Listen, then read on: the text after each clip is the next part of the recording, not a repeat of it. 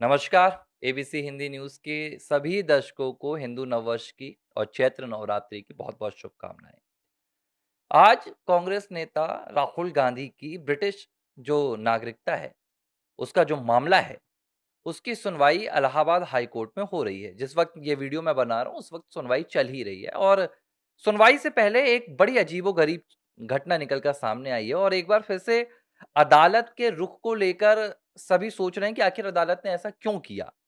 दरअसल जो पिछली सुनवाई हुई थी 9 मार्च के दिन, इस 9 मार्च की सुनवाई में इलाहाबाद हाई कोर्ट के न्यायमूर्ति जस्टिस राजीव सिंह ने, जो भारत सरकार की होम मिनिस्ट्री है, उन्हें निर्देशित किया था और निर्देशित करते हुए कहा था कि आप राहुल गांधी की इस नागरिकता विवाद से, ब्रिटिश नागरिकता के दावे से जुड़ी हुई वो पूरी फाइल लाएँ, जो आपके पास भेजी गई है, जो शिकायत भेजी गई, जो दस्तावेज़, सबूत, सब कुछ आपके पास है, वो अदालत में पेश की जाए कि आखिर मामला क्या है, माजरा क्या है, ये समझ में आए। ये निर्देश दिया गया। इस निर्देशन के बाद आज जब सुनवाई होनी है, तो दिल्ली से एक फॉरेन डिपार्टमेंट और एक सिटीजनशिप विंग से होम मिनिस्ट्री के 2 वरिष्ठ अधिकारी इलाहाबाद हाई कोर्ट पहुंचे। अब इससे पहले ये कहा गया कि जो दस्तावेज लाए जाएंगे, वो सील पैक होंगे, वो ओपन दस्तावेज नहीं होंगे और वो सील्ड दस्तावेज अदालत में प्रस्तुत किए जाएंगे। और यहां एक बात बस ये नहीं कि दस्तावेज सील होंगे, जो दूसरी बात अदालत ने स्वीकार की, जो दूसरी बात अदालत ने की, उसने अब हर किसी को सोचने पर मजबूर कर दिया है कि क्या ये इतना राष्ट्रीय सुरक्षा का मामला है, जो इसे छुपाया जा रहा है? अदालत ने कहा, जो केंद्र सरकार के स्टैंडिंग काउंसिल हैं, अधिवक्ता हैं, उन्होंने कहा कि इस मामले की जो सुनवाई है, वो पब्लिक में नहीं की जाए, यानी कि कोई और इस मामले की सुनवाई को सुन ना पाए। इस मामले में से पिटिशनर यानी कि विघ्नेश शिशिर और जो स्टैंडिंग काउंसिल है रिस्पोंडेंट यानी कि उत्तर प्रदेश सरकार के अधिवक्ता और केंद्र सरकार के अधिवक्ता और जज न्यायमूर्ति, इनके अलावा अदालत में कोई भी मौजूद ना रहे।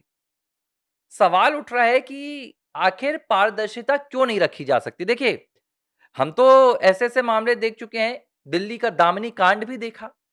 उसकी सुनवाई में भी कभी ऐसा नहीं कहा गया कि अदालत में कोई और मौजूद नहीं रहेगा, 4 लोगों के बीच में सुनवाई होगी। लेकिन राहुल गांधी की नागरिकता से जुड़ा हुआ ये जो मामला है, ये अदालत में सिर्फ 4 लोगों के बीच में क्यों सुना जा रहा है?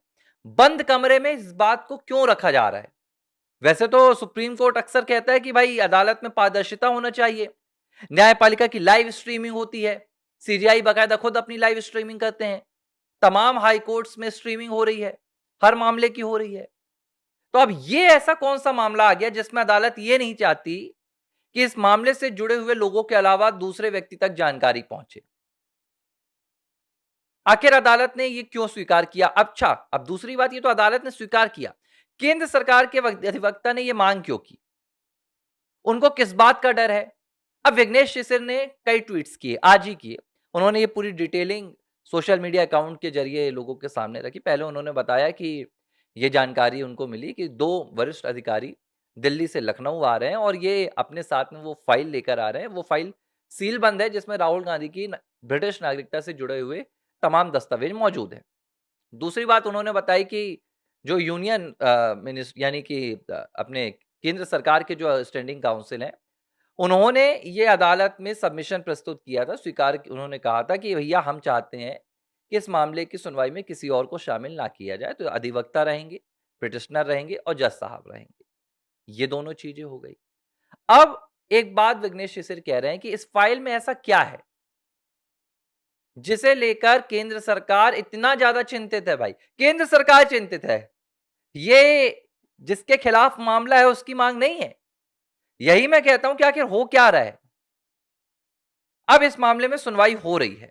सुनवाई के बाद अदालत क्या तय करेगी? अब विघ्नेश शिशिर का कहना है कि क्या इस फाइल में राहुल गांधी का ब्रिटिश पासपोर्ट मौजूद है, जिसे अदालत या केंद्र सरकार के अधिवक्ता नहीं चाहते कि वो सार्वजनिक तौर पर सामने आए, जब तक कि एक्शन नहीं हो जाता, जब तक कि कार्रवाई नहीं हो जाती है।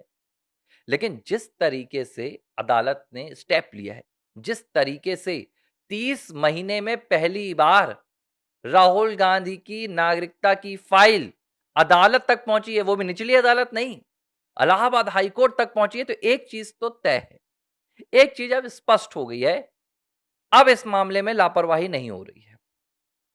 हो सकता है जो अंतिम निर्णय हो उसमें अभी वक्त लगे, हो सकता है और भी सुनवाई हो, लेकिन एक चीज तय है, राहुल गांधी का यहां से कहीं ना कहीं एक बहुत बड़ा जालसाजी का कांड निकलकर सामने आ रहा है।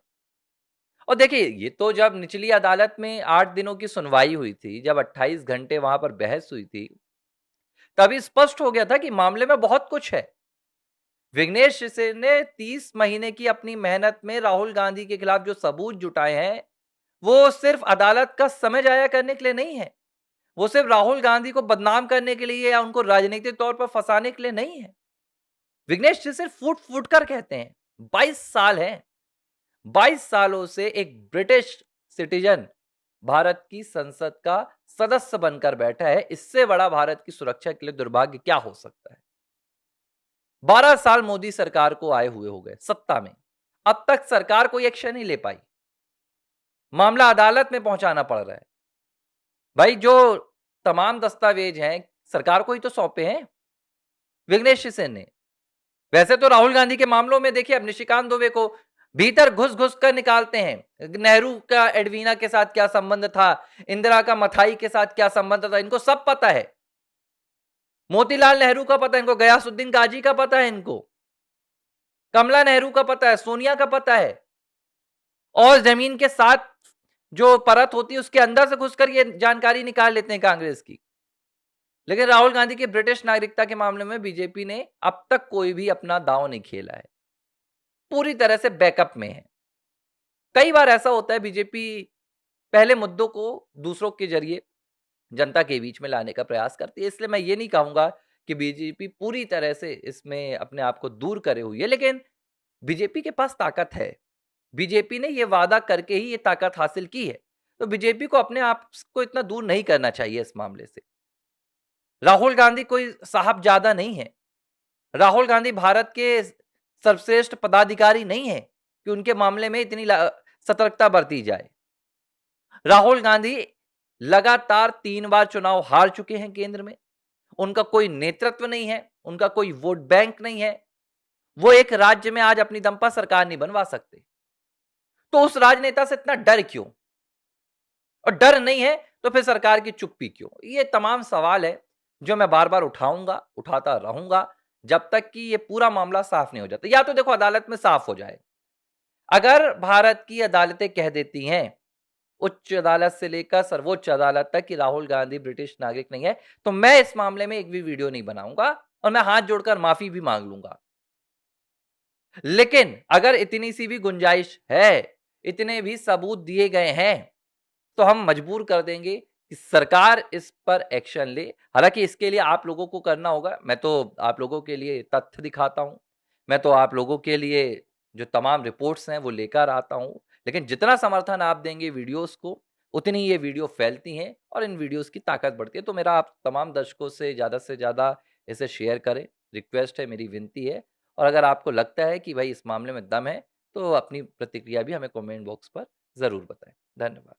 एबीसी हिंदी न्यूज, आज ही जुड़िए हर खबर के साथ।